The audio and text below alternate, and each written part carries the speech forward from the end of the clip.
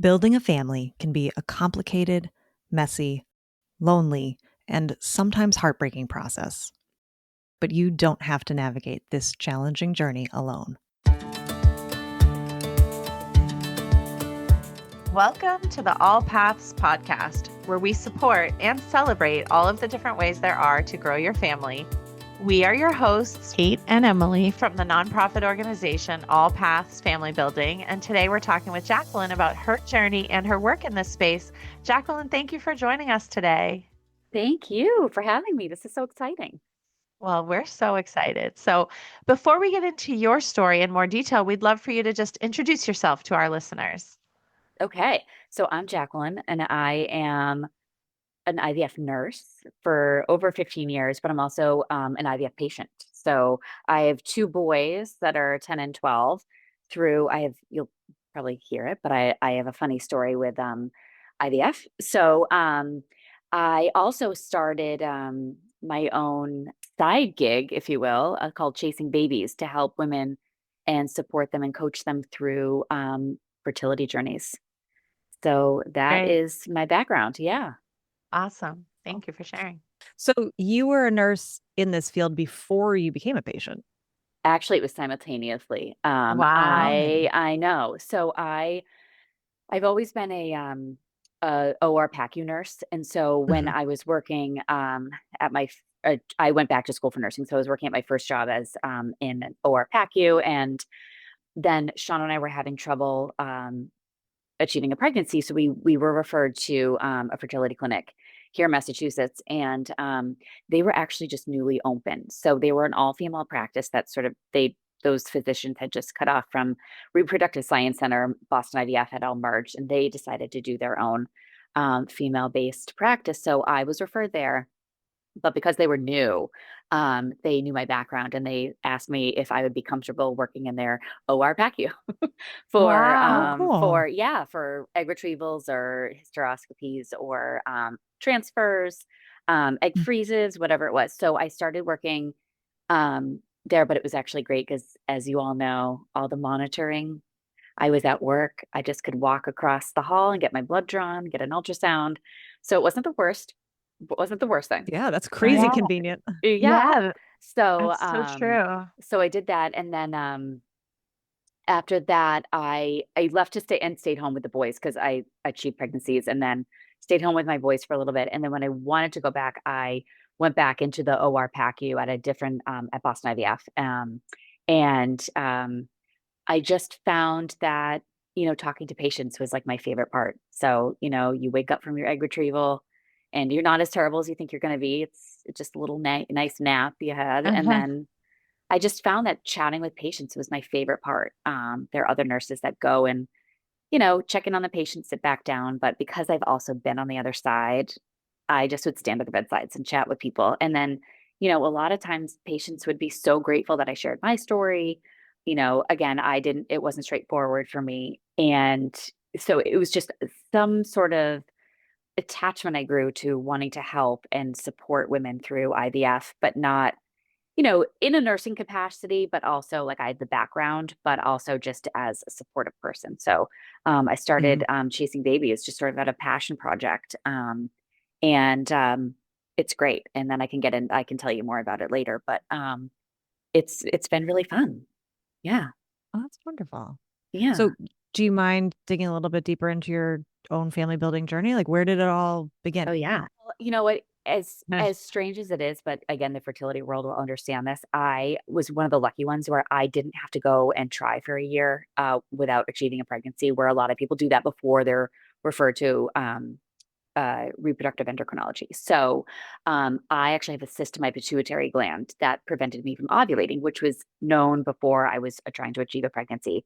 So I actually had to do the Clomid challenge, which if anyone here can laugh with me, the hot flashes I got were outrageous. And I actually failed the challenge. So then they put me on letrozole, which is also a breast cancer drug, but they use it's like a Clomid. And I was able to start ovulating on my own. And then after that, we did IUIs, and we actually achieved a pregnancy. It was an early loss, and then, but as much as, and this is where I like to help people too, is people are subjective and you can go either way. One, you can be devastated and it's hard to get back up on the horse. Or my thought was, oh my gosh, my body can get pregnant, even though it didn't work out and become a viable pregnancy. Like, okay, this is attainable, I think. So we had to wait a little bit. My physician had decided to wait a little bit so that there was no scar tissue built up.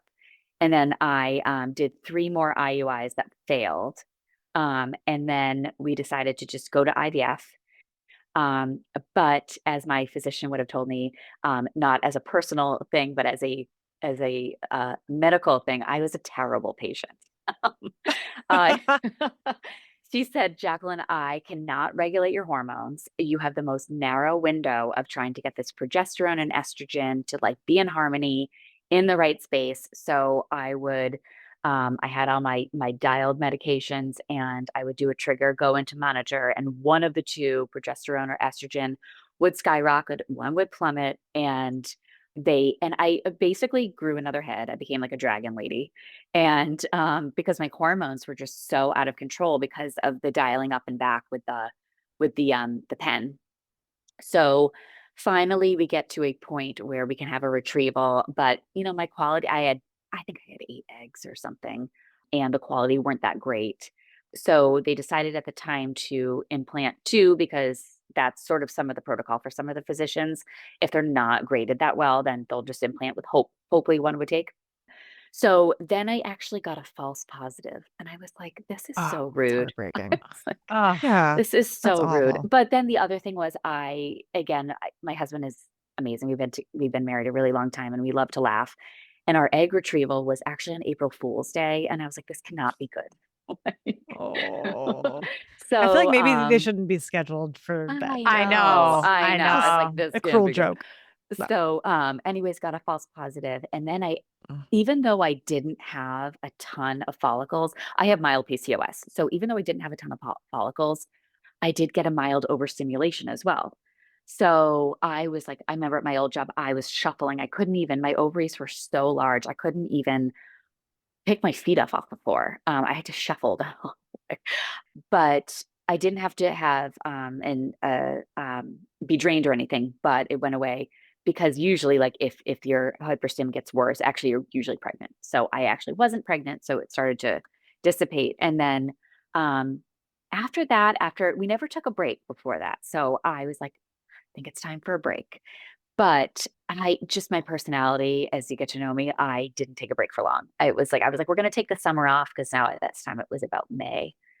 No, it was like June. I was like, all right, let's go. Let's get back up You're on the like, horse. that was All the right, break. That was we're the break. over it. Let's go. Yeah. So I actually went into my physician, and because IVF was such a difficult experience for me in terms of the hormones, and it was just out of my control, out of my doctor's Yep. control, and my body just was like not into it. And I actually just asked if we could go back to IUI, and she kind of looked at me like nobody's ever asked me that before. But I said, we achieved a pregnancy that wasn't ended up being viable, but I promise I'll be patient. So we went back, and it took several more IUIs, and I'll tell you that feeling of, even though I knew it will happen at some point, that first negative pregnancy test, it shoots you right back into the depths of Mm-hmm. fertility, just overwhelm. And I just had to tell myself that it would work out. So then finally, after another several rounds of IUIs with no positive pregnancy, I decided, I was like, you know what, I've never seen a positive pregnancy, well, one, I guess, but I was like, I don't think it's ever going to happen. So I'll never forget this, and I actually would tell patients this, certain patients this, on the bedside. Um, we had an IUI scheduled. It was the August of 2011, and oh no, 2012. And my in-laws had at the time had a timeshare in Rhode Island, and it's like, again, you're at your mercy with the fertility scheduling. So we were going down. So we had our IUI on Monday, and so we were in Newport, Rhode Island, and it was the summer. It was beautiful, and I thought, you know what? I'm just going to live my life. So I went to the bars. I had a great time, and I carried my little trigger shot, my Avadril, around in my purse with an ice pack. And at 10 p.m., I went into one of the bar's bathrooms, gave myself the trigger shot, went back, had a great night, had my IUI Monday, and lo and behold, there's Colin Fitzpatrick. So I I That's love it. went awesome. into the bar. I'm like, you know what? I was relaxed too. And I was myself and I wasn't trying to limit things and whatever. And I joked, I'm like, how many people go to a wedding and they're having a blast and they end up pregnant and they didn't even mean to.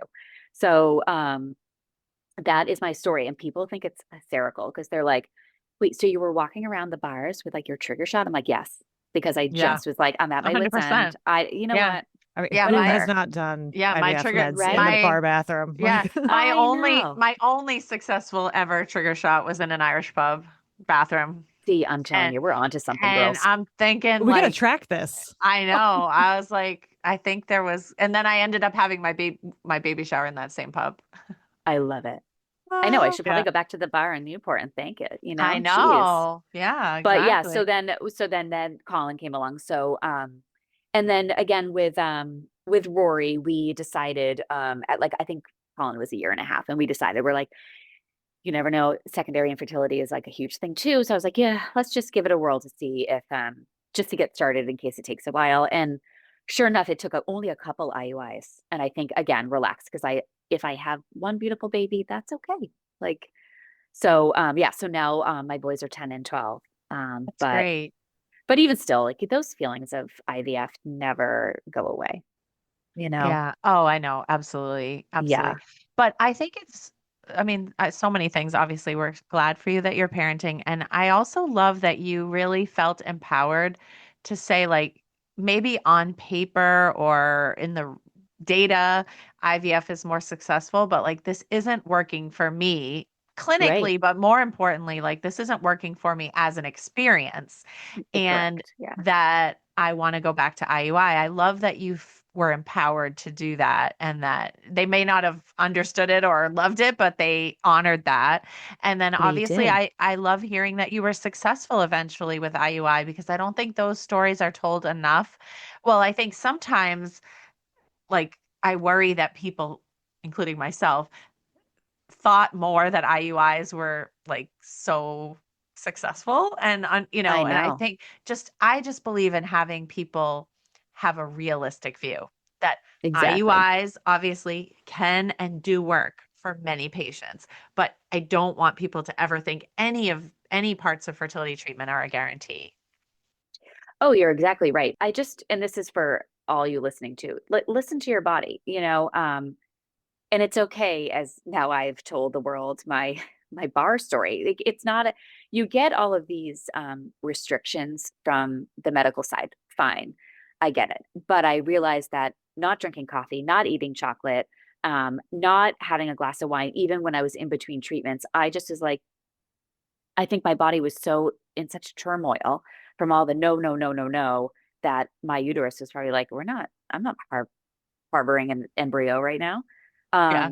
So I think you really just need to listen to your body too. And I did. And I went back and, my physician was great and she thought the same thing. And she didn't try and get me to do IVF again. And I think she was thrilled because I would just sit up at night wondering why your hormones were just so out of whack. So, um, yeah, I definitely think that you have to advocate for yourself, and the other thing is, yes, was I working in IVF? So like I have more knowledge than the basic person, but still I was like, just common sense. I was like, oh, I got pregnant with an IUI. So why don't we just go back and do that? Because again, I think a lot of times these protocols that the IVF world does, it's changed now with insurance, but a lot of times, like for us anyway, we had to do 3 failed IUIs before they would cover IVF. So, you know, even if we had done 2 more IUIs, I could have gotten pregnant on one of them. But again, I was just following the timeline. And I knew I was just like that IVF is just not. And lo and behold, my sister actually was going through IVF at the same exact time as me. Our kids are the same age. Oh, Um, wow. and she had the most wonderful experience, has tons of embryos left over. I mean, I had some words. We had some words, but Yeah, like, you're like, um, how nice for I was you. like, oh, isn't that isn't that special?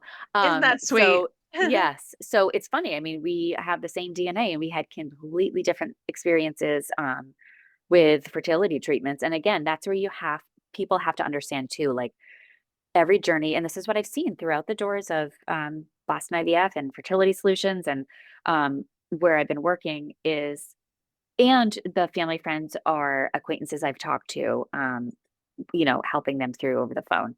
Not every journey is the same. There's not one exact one. And so it's hard to, I know one of your questions was like, how would you help someone who's struggling? And it's a loaded question because, it's really hard because even if you have a friend that's going through IVF at the same time as you, and you find you can confide in each other. One might be like my sister and I, where like smooth sailing, and the other one is just hitting every roadblock. And you're not guaranteed to have, it's opening a can of worms sometimes when you go into IVF. You might have cysts you had no idea about. Your husband might have issues that he had no idea about.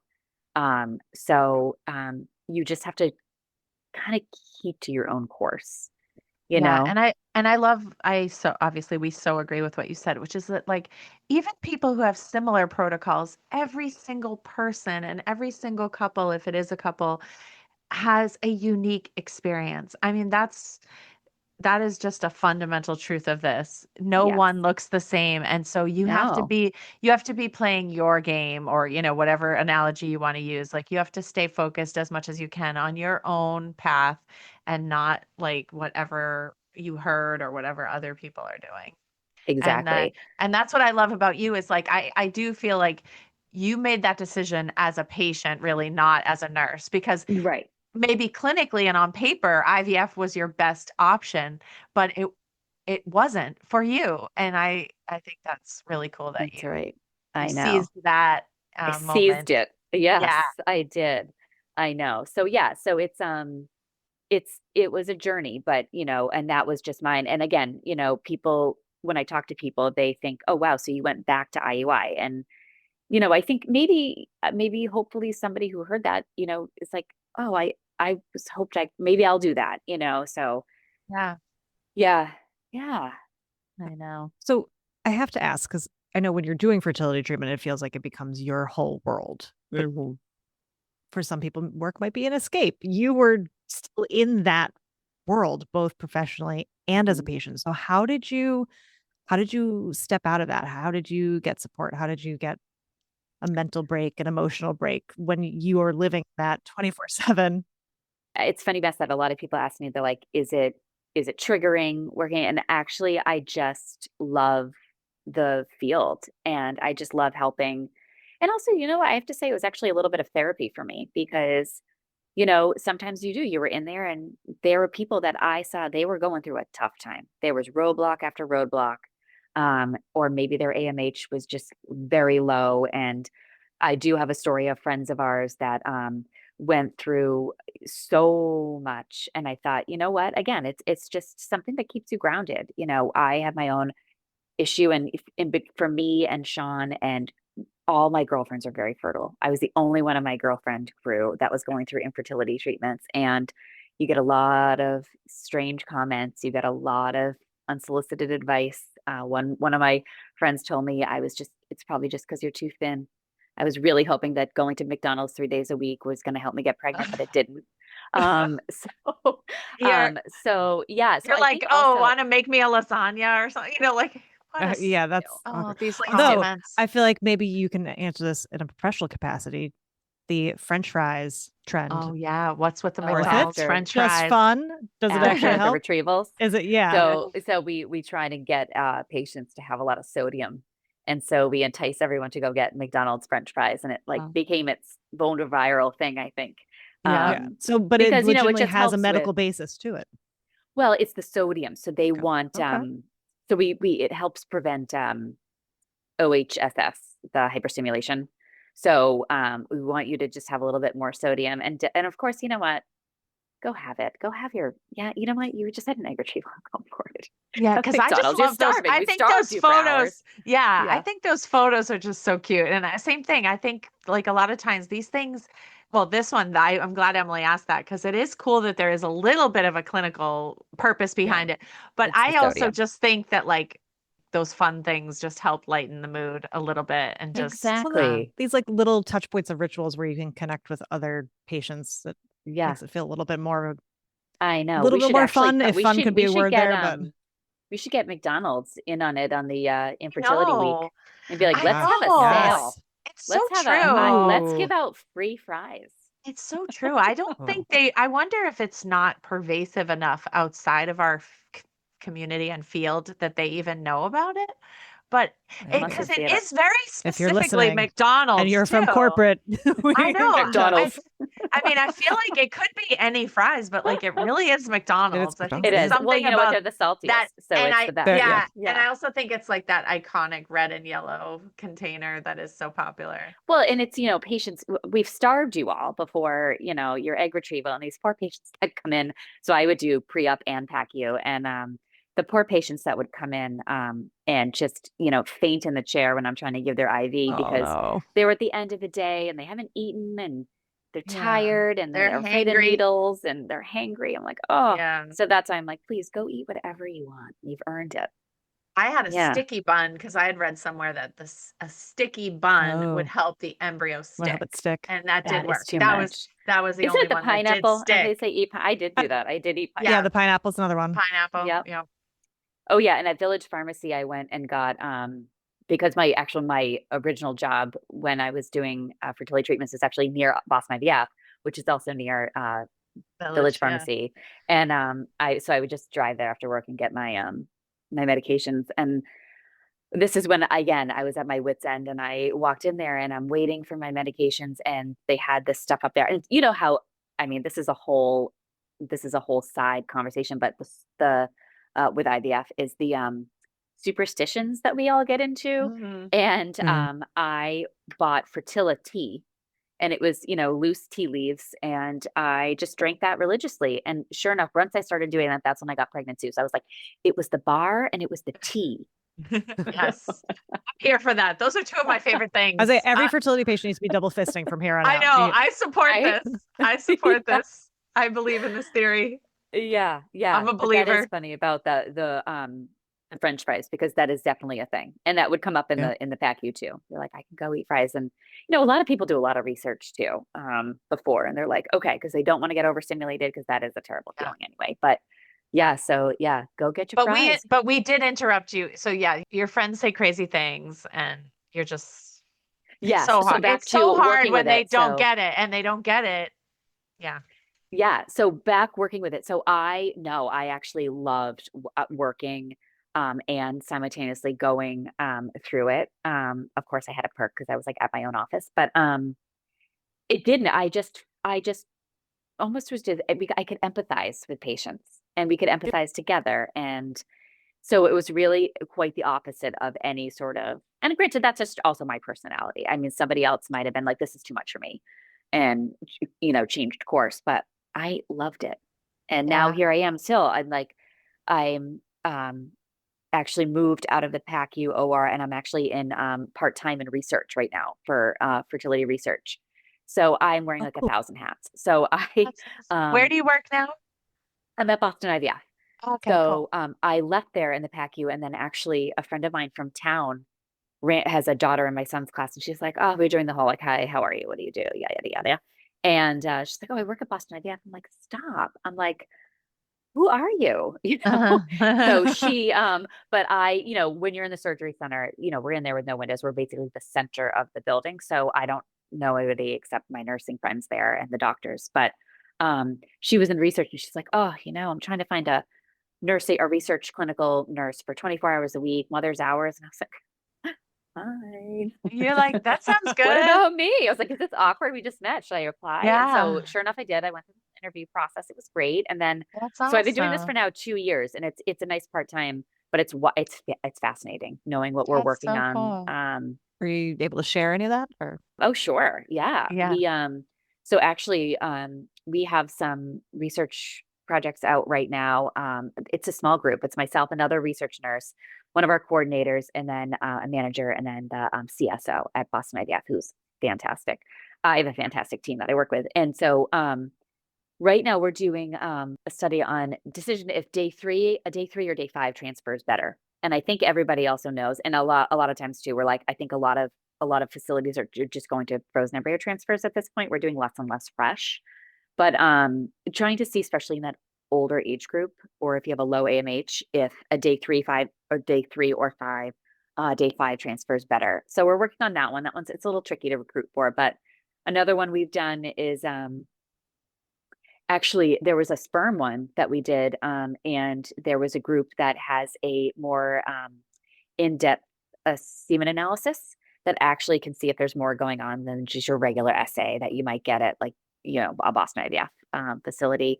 And their hope was to get, just like we all have these kits on the for ovulation and stuff on the shelf, so that, should you be a couple trying within that first year and nothing's happening, men have an opportunity to see if there's something up.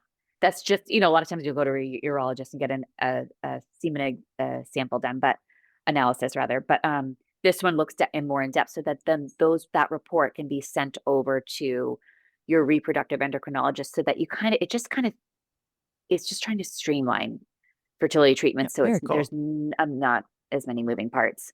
And then another one we're doing is, this is a big one, is we're doing a drug study that we're just working on now that offers actually like free IVF. Yes, free Wow. IVF, free FETs, like it's all. So I know we're a mandated state, Massachusetts, but there are a lot of people out there that have to pay out of pocket. So this is Oh, a huge, 100%. and of Yeah, course that's there's all this great. inclusion, exclusion stuff. Mhm. But yeah, it's really interesting. Go ahead. It's super interesting. Yeah. So I'm doing that, and I'm also working with chasing babies and mom, such a busy job. But yeah, so So yeah, I want to hear more about chasing babies, and I love the name. It's so cool. yes, I feel like it has multiple meanings, which I always love sure names like that. does. So yeah, you told us a little bit about it, but how did that come about? Okay, so basically a passion project. What ended up happening was I was, bedside at Boston IVF, and I would just find that some of the other nurses, would go, do their thing with their patients, sit back down, chart, whatever. But gosh, I would always be behind on my charting because I'd be chatting with patients.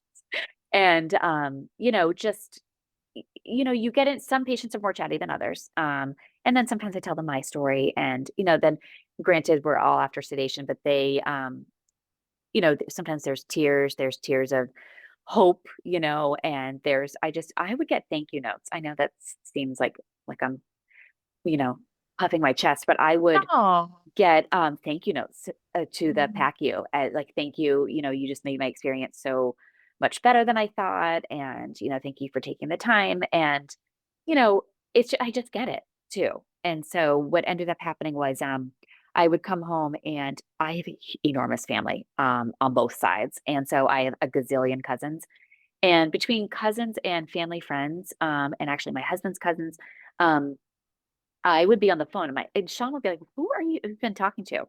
So I would take calls from friends and family, and answer questions. And one of my cousins called me almost frantic and thought, "I can't get a nurse on the phone. I don't know how to mix these, and my trigger shot's Hmm. here. I'm going to be late, and I'm freaking out." So we were like on FaceTime, like mixing together. And so finally, my husband, who's great, he was like, "You should hit billable hours."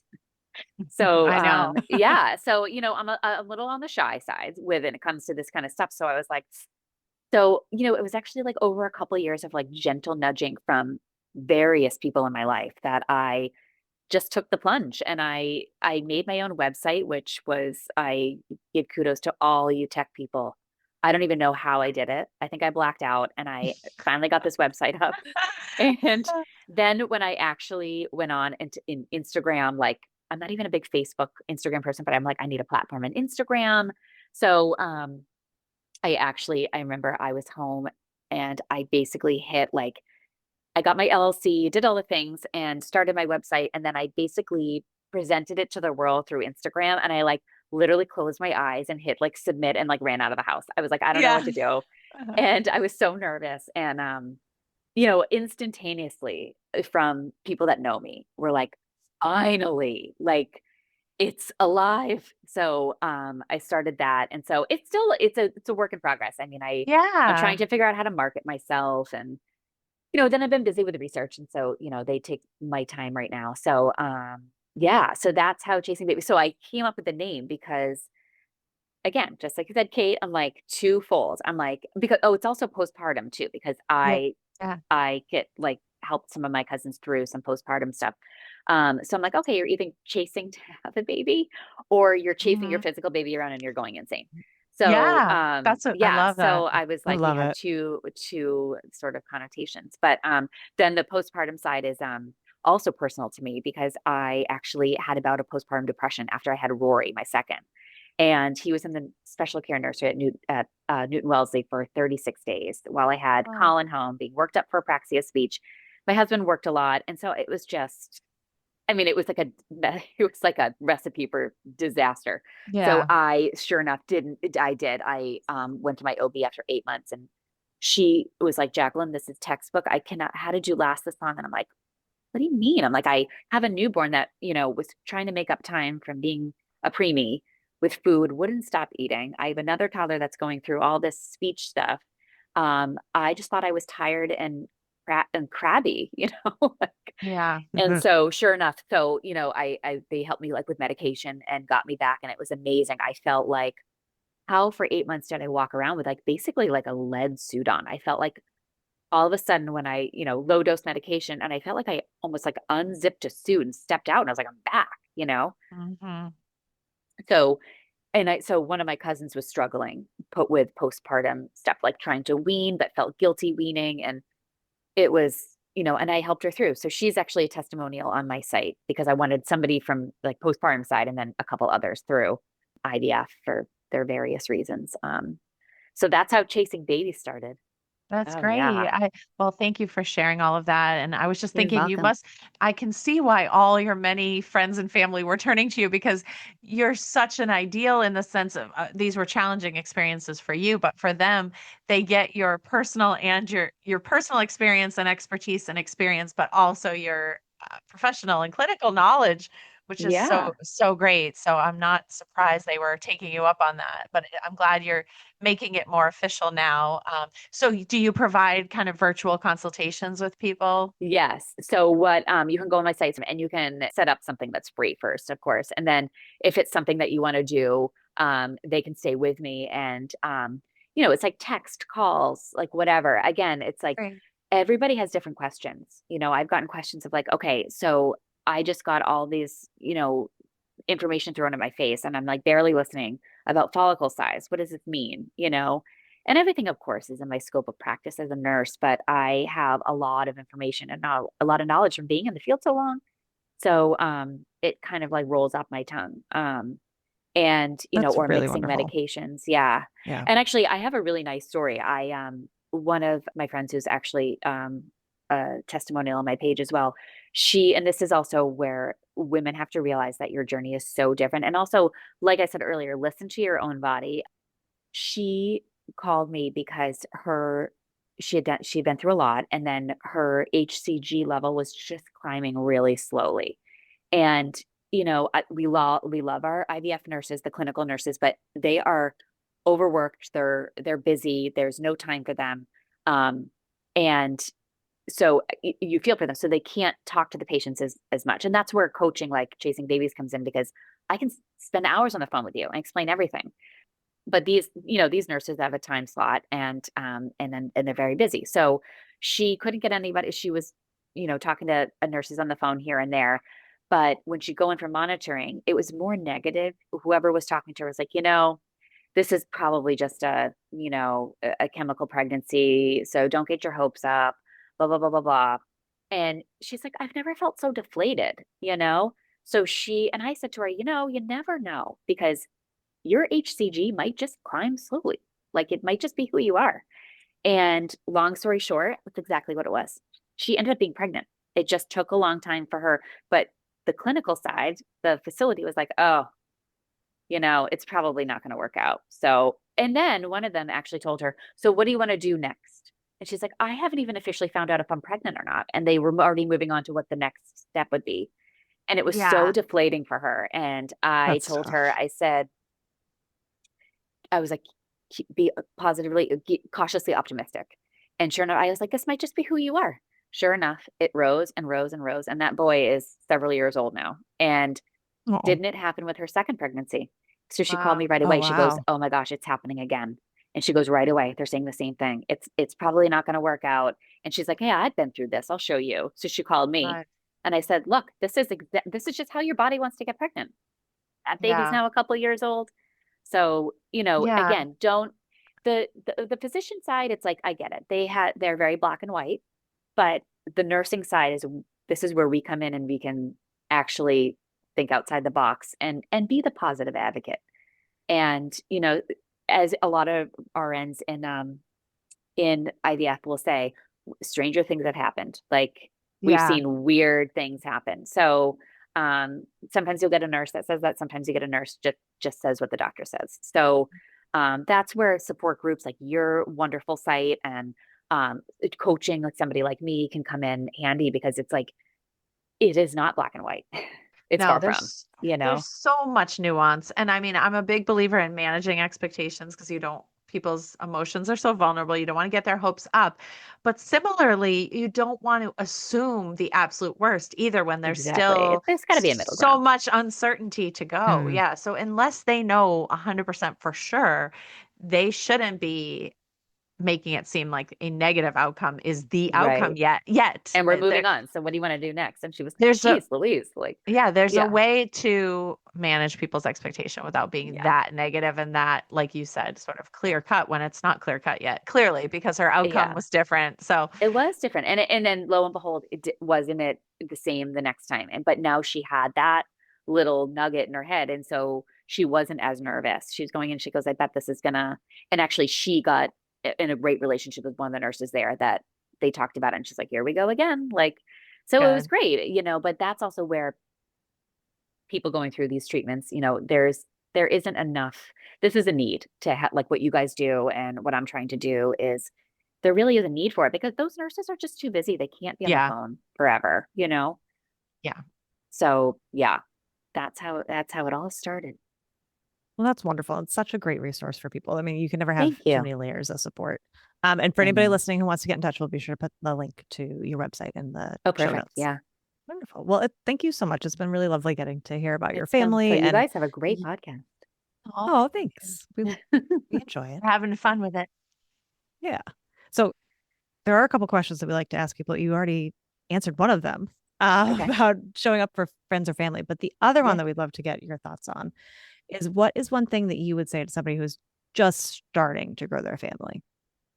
Okay. Well, it's, I basically have covered this too. It's basically it's so cliche as to say, it's like just stay calm if you can, because if you're starting to family, we live in a day and age now where everyone's impatient. We have Amazon Prime to get things same day, and if you're not getting pregnant in 10 minutes, everyone starts to panic. So just because, it gives you have to take a year, but you know what? Sometimes if you're struggling, maybe you're ovulating late, maybe you're missing your window. And so don't panic and think, I'm never going to get pregnant or I'm going right to fertility treatments.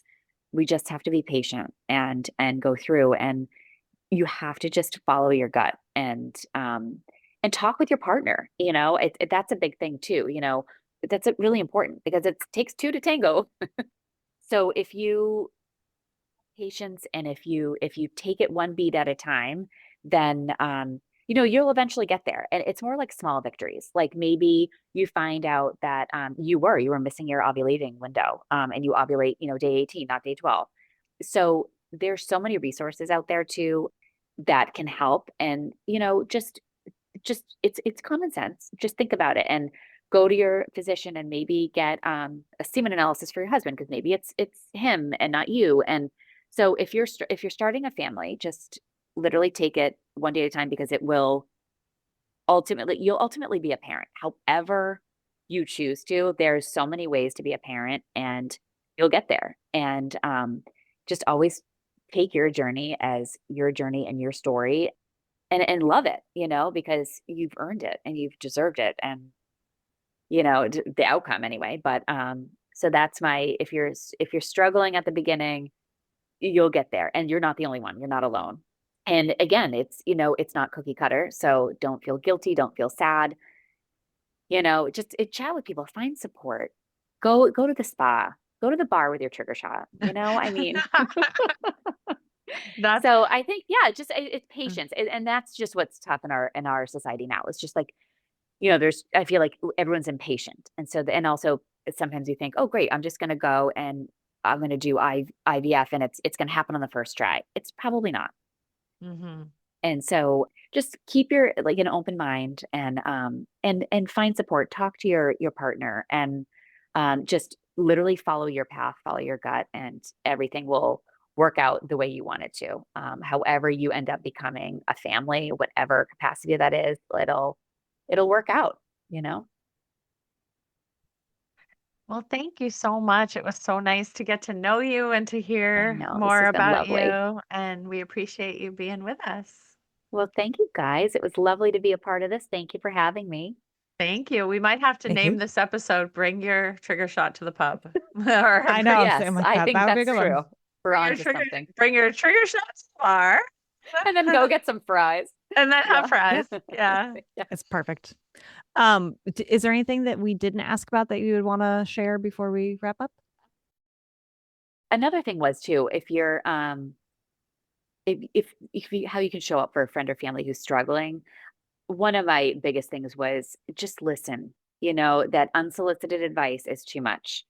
And like I said, I was the only one out of my core group of friends that went through any. And like I said, some weird things were said, or people were asking me questions, and I'm like, no, like now I'm overwhelmed. So it's just listen and empathize, but if you can, but or I don't know, take them out for lunch and not talk about fertility stuff. And also a lot of times friends of I too will say, the family members, they're like, what's the holdup? And you're like, please don't say that. I know. I Yeah. know. It is like Need to 100%. ask. unnerving. I know. What's the Yeah. holdup? Why are we waiting so long? That actually somebody said that to me. They're like, why are you waiting so long? And I was like, well, if you only knew. But I know. that's what that's what kind of cuts deep when you're struggling is like Yeah. unsolicited advice and what's taking so long. Don't Right. do that. And also, I think you were getting at, which I totally agree, is that each person has a different thing that will actually comfort and help them, and that is unique to each person. And Right. and changes sometimes. Like a thing that worked 3 months ago doesn't work anymore. So you kind of have to, I feel like the best advice for family and friends is like to keep asking, like, I am here for you, and like, what would be helpful to you right now? Or Right. like, I also love, some people have said, like, you can do something kind for them, like send them a gift card for coffee or something without Exactly. asking, because like, who wouldn't want just like a little treat showing up on their door with I like, know. I love you, something like that. It knows you're thinking of them. Yeah, yeah, exactly. Exactly. Well, yeah, just a quick story before you go is you reminded me when you said that about when people say like, what's taking you so long, Oh and like, gosh, oh, yeah. I've definitely been on the end of those comments before. But so Nancy Kerrigan, the figure skater, Yeah. was our keynote speaker at one of our conferences when they were still in person, and she forget if during her speech or personally to me, she told me that, so she actually conceived her first child pretty easily early in their marriage. She was younger, um, but then she started having multiple losses in between.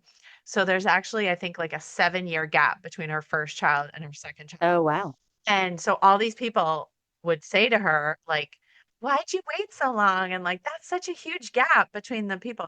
And so she was just like, I had 4 miscarriages between, or like and so Exactly. she said, like, she's like, I normally wouldn't like weaponize a statement like that. She's like, but they would piss me off so much with like their tone that she like, so that's, I think she even said something harsher. Like she would be like, well, I had 4 dead babies between, like, Yeah. and people would be like, ooh. And Oh, she was like, I normally wouldn't say it like that, but like it hurt me, so I wanted to hurt them back. And I'm like, I feel that. Like I am here for that.